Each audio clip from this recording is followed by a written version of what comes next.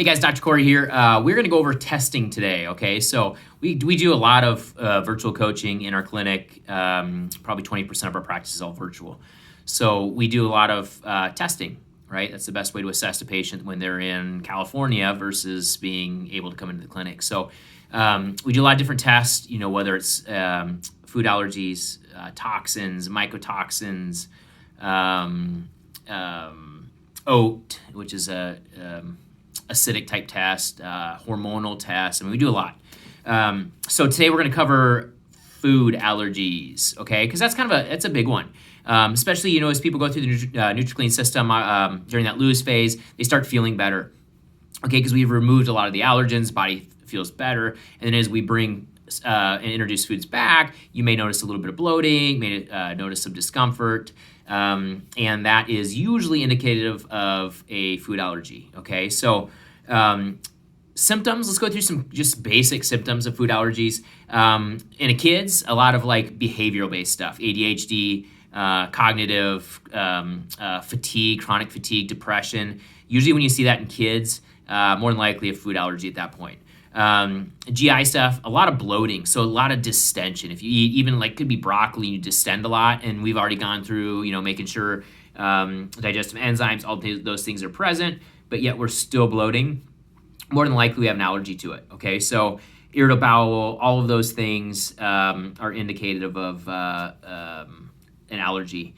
Eczema, skin issues, those are all allergy-based.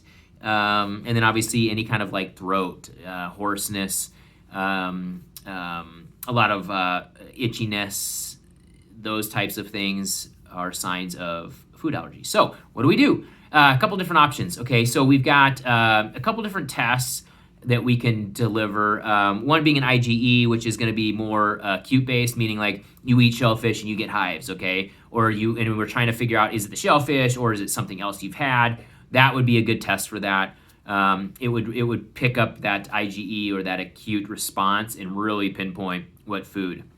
IgG is more of a chronic-based thing, meaning you're bloaty, your digestive tract is just not functioning like it should. IgG is a pretty good test for that. Okay, so that's the most affordable test. It's a dry blot. So what we do, ship it out to the patient. You administer it at home and then send it back in. And that would scrub 94 foods, which is awesome. And then even Candida is an indicator on that test. So when you look at what an example of that test would be, something like this, so you can kind of see how it lists the different foods and then your sensitivity to it. Okay, so gluten's on there, dairy's on there, eggs, so all the big ones are on there, even vegetables. So this allows us to get a result like this and understand what we should avoid as we fix gut.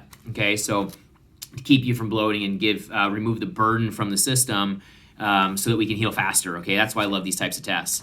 So this is, like I said, that's an example, 94 foods, dry blot, food allergy test. And cost-wise on something like that, cash, you're looking at, they always give discounts on cash.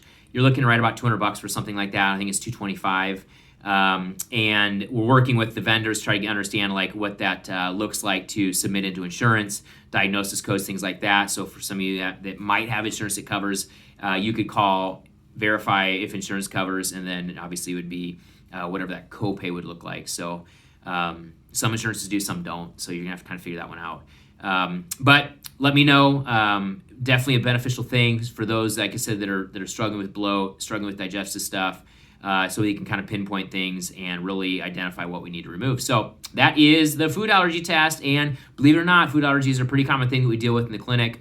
Like I said, especially kids, some of those things. So if you're struggling with that, get your test done, okay? Don't guess, assess. I always say that, don't just guess on things. Let's assess it and then figure out what we need to do very specifically so we can win the fight. All right, be great, guys.